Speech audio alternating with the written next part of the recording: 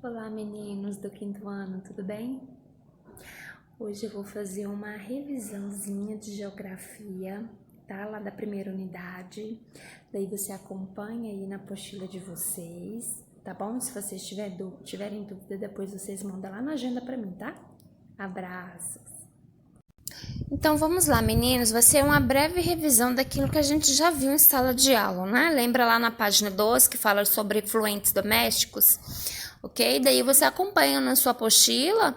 Se você tiver dúvida, depois manda lá na agenda que no próximo vídeo a tia tenta sanar as dúvidas, tá bom? Efluentes domésticos, né? Efluentes domésticos nada mais é que o esgoto, são os dejetos que a sua casa produz e que na maioria das vezes não tem um destino correto, que é a estação de tratamento de esgoto.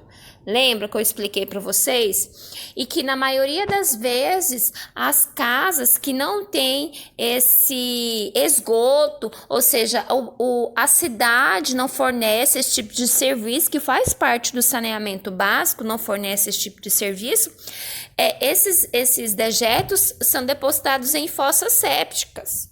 Ok? Aqui na nossa cidade de Várzea Grande, a maior parte da cidade usa esse tipo de fossa para poder juntar, né, utilizar para depositar os seus dejetos. Dejetos do que? De vaso sanitário, né? É água da pia, do chuveiro e tudo mais, ok? Deveria ser assim? Não, deveria ter um esgoto, né? A prefeitura deveria fornecer para a cidade inteira esse tipo de tratamento, né? Porque o esgoto ele precisa ser tratado. Ele não pode simplesmente ser jogado dentro de uma fossa séptica, porque além do mais, é claro que quando não passa uma rede de esgoto na sua rua, né? Você não tem outra opção a não ser fazer essa fossa. Mas se você tem a opção de liberar dentro da rede de esgoto, é a melhor forma, ok? Daí, nas regiões litorâneas, o que mais acontece, o que mais a gente vê é o esgoto sendo lançado direto no mar, o esgoto sem estar tratado, lançado direto no mar. É o que geralmente acontece, né? Quem já foi aí em regiões litorâneas sabe que isso acontece muito. Eu até falei para vocês, quando eu fui em Maceió, eu vi muito isso, né? O esgoto sendo jogado mesmo, né? No curso ali do mar, tá bom? Tem os efluentes industriais. Esses efluentes industriais, a diferença é que eles não devem ser jogados na natureza, deveria, né? Como o esgoto doméstico, deveria ser tratado. E mais ainda, eles têm alguns elementos químicos que são muito prejudiciais para a fauna e para a nossa flora, tanto aquática quanto terrestre. Ok? Então, deveria sim ter um destino final. E de maneira nenhuma poderia ser jogado no rio, que acontece muito, tá bom? Os agrotóxicos, eles são, de alguma forma, o uso dele é indispensável, né? Tem algumas plantações, algumas lavouras que tem que ter a necessidade de ter o agrotóxico. Porém, tem um controle, tem um limite para isso. Tá bom? E na maioria das vezes, quando isso ocorre em excesso, isso pode acabar contaminando o solo, porque como se diz, esses produtos, eles são muito tóxicos, tanto para nós, se a gente inspirar esse produto, quanto para o solo, ok? Então, tem que ser usado de maneira coerente, tem que ser usado de maneira correta, administrado na medida certa, porque o excesso deles pode provocar uma contaminação de um lençol freático, por exemplo. Suponhamos que chova ali num terreno inclinado, a chuva desce, vai adquirindo a velocidade, vai levando esse agrotóxico e pode chegar até um rio ou aprofundar e ir direto para o lençol freático, tá? Onde pode causar problemas graves de saúde para nós, ok? os lixões, né? Eu falei para vocês que eu não lembrava se aqui em Várzea Grande tem aterro sanitário, né? Não lembrava se aqui tem ou se é mesmo lixão. Mas enfim, esses lixões são lugares onde eles depositam lixo doméstico, às vezes encontra até lixo hospitalar, coisa que é proibidíssimo, não pode, o lixo hospitalar não pode ser jogado nesse tipo de lugar, ok? Porque pode correr vários riscos de contaminação, perfuração por equipamentos que contêm pontas, lâminas, agulhas e etc, tá bom? E esses lixões, geralmente em cidades pequenas, que não tem tanto recurso, assim, a prefeitura não tem tanto recurso para fazer um aterro sanitário, porque é caro, né, para fazer esse tipo de trabalho. Quando concentra-se muito lixo em uma determinada área, produz líquido que é tóxico para o solo. Esse líquido recebe o nome de chorume, tá?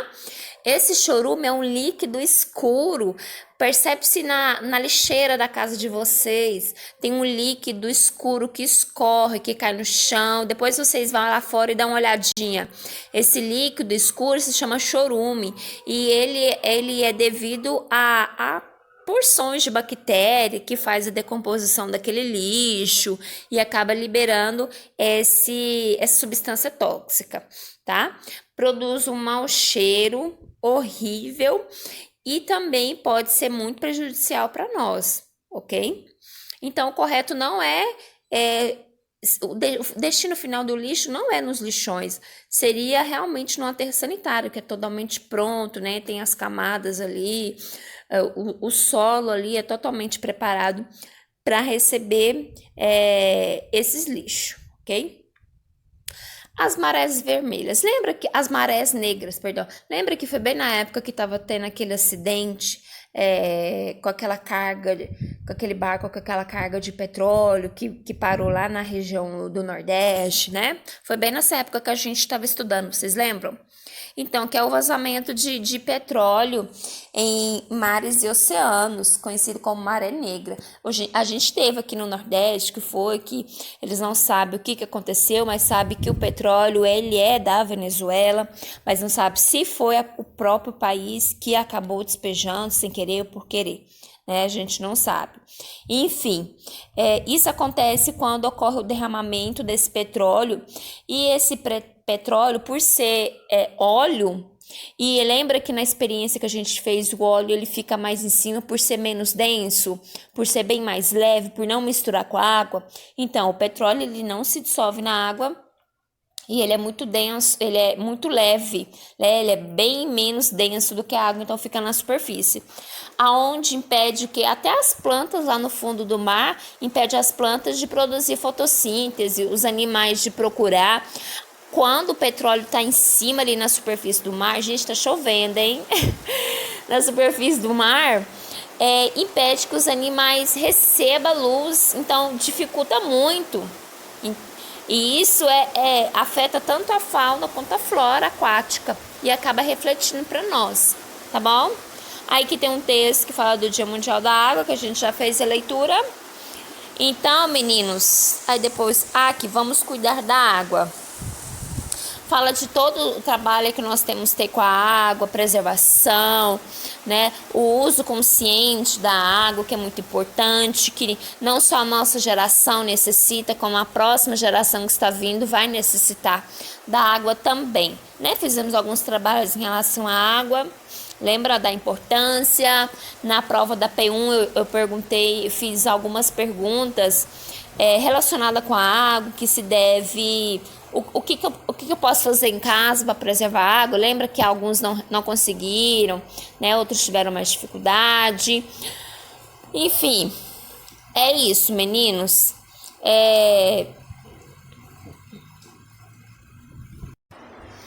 Por hoje é só isso, meninos. Por hoje é só isso. tá? Isso aqui foi uma breve revisão daquilo que a gente já viu em sala de aula, né? Tô voltando um pouco aqui, essa atividade a gente já fez, né, em sala de aula, muitos trabalhos relacionados com água, ok? São revisões daquilo que a gente já viu em sala de aula, tá bom? Nada que foge do comum mesmo, tá bom? Na próxima revisão, eu vou passar uma outra revisão também referente à unidade 2, para vocês lembrarem, tá?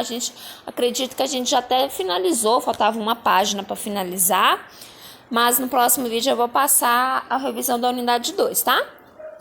Se vocês tiverem dúvida, depois vocês mandam lá na agenda. Por hoje é só isso, meninos, e até o próximo vídeo. Tchau!